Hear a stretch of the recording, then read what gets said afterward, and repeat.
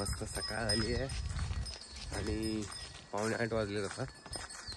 हे बघा गाईंना घेऊन त्यांच्या गोशरणाच्या ठिकाणी जातो आम्ही, म्हणजे त्या जिकडे चरतात।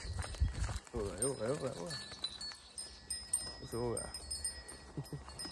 ये ये सुरू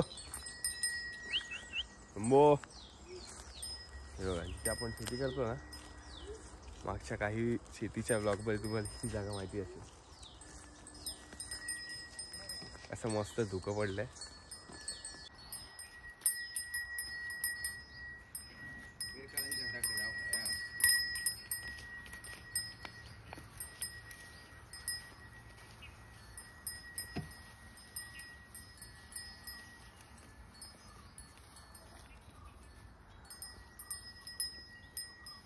बघता ह्या करू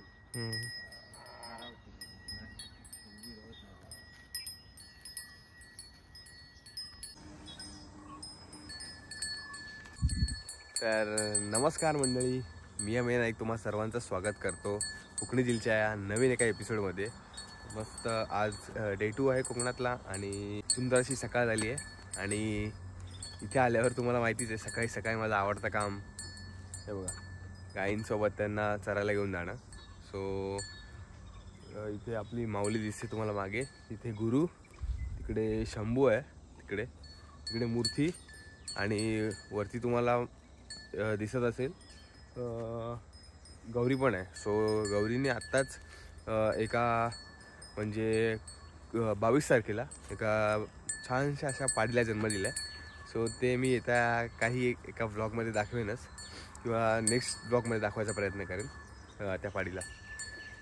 सो आज घरी खरवसाचा कार्यक्रम पण झाला आहे। सकाळीच मस्त उठून काकांनी देवाला नैवेद्य खरवसाचा दाखवून आता आपण खरवस पण खाणार आहोत। सो असा दिवस आहे। हा ब्लॉग छोटासाच बनवायचा प्रयत्न करेन मी, जास्त काय मोठा खेचणार नाही। सो या ब्लॉगमध्ये तुम्हाला गाई कसे चरतात किंवा काय हे नेहमीप्रमाणे मी दाखवायचा प्रयत्न करेन।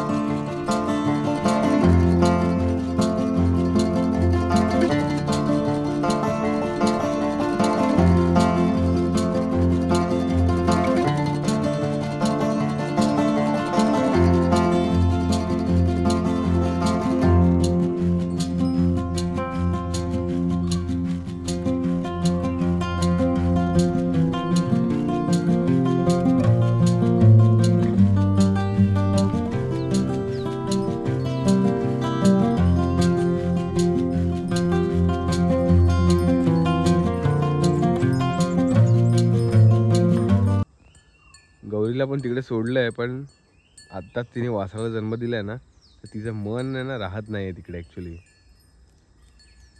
वासू पण आम्ही आतमध्ये बांधून ठेवलं ना या साईडला, तिथे तुम्ही गाई बघतच चालते तिकडे त्या साईडला.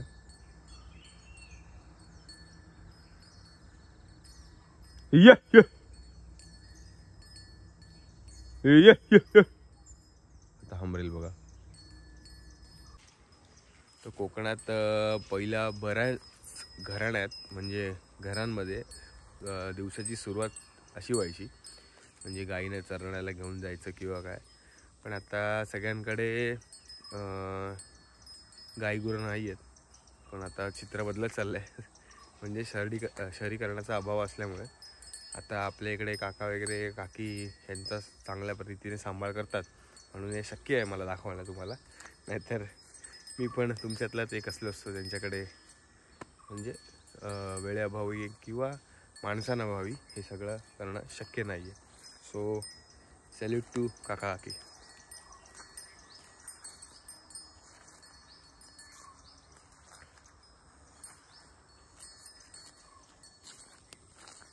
हे बघा माय आणि मुलगा कसे चरतात. अरे बघा अजून पण धुकं आहे. अजून पण मस्त फॉग आहे. समोर जी दिसते ती इकडे या साईडला विहीर आहे ती बघा. आणि ही जी पावसाळ्यात जी व्हाळी जाते ना ती अशी इथून जाते. लास्ट टाइम आपण इथे व्हिडिओ केला होता. आणि हेच ते सगळे जी भातशेतीचे कोपरे आहेत. सो इथे सगळी शेती केली जाते. आणि भातशेती झाल्यावर काका इथे भाजी वगैरे लावतात. सो तुम्हाला थोडीफार दिसत असेल. थोडा कॅमेरावरती करतो. तो इथे नॉर्मली चवळी वगैरे कुळीत किंवा असं काहीतरी ह्या भाज्या वाली वगैरे पेरतात. आणि तो बघा इथे वाघोबा ठेवला आहे काकांनी. कारण पाहायला गेलात ना तर खूप केडली म्हणजेच माकडं परेशान करतात. खूप त्रास देतात. सो त्यांचा बचाव करण्यासाठी तिकडे वाघोबा आपण ठेवलेला आहे. सो आमच्याकडे वाघोबा पण आहे. तर असा पूर्ण हा एरिया आहे. आणि मागे पूर्ण घनदाट जंगल आहे.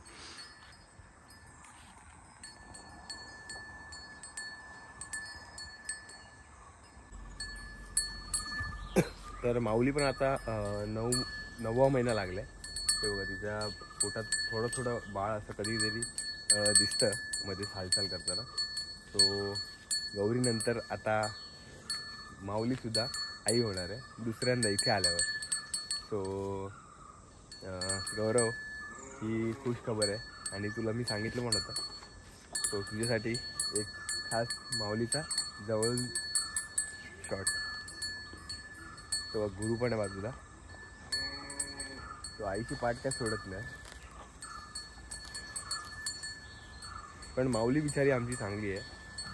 तर सकट जे पण येईल ते मस्त खात सुटते. आणि गुरु पण आईच्या वळणावर चाललाय. कारण का सगळे कंप्लेंट करतात की इकडची जी गाई वासरं आहेत ती नॉर्मल गवत खायला बघत नाही. पण माऊली आमची सगळं खाते.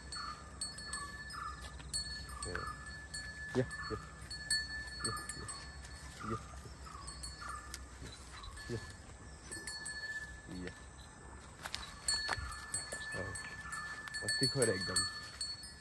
लटखट काना म्हणतात ना तसा आहे तो. माऊली आमची माऊली सरसकट सगळं खाते.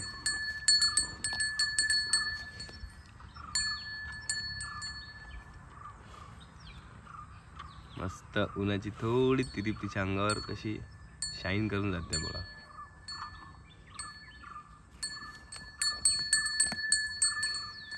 तो येस मंडळी असा होता मला तुम्हाला सगळ्यांना माऊलीला आणि माझ्या आपल्या या गाईंना दाखवण्याचा प्रयत्न. सो कसा वाटला आजचा सकाळचा हा एक ब्लॉग कमेंटद्वारे नक्की कळवा.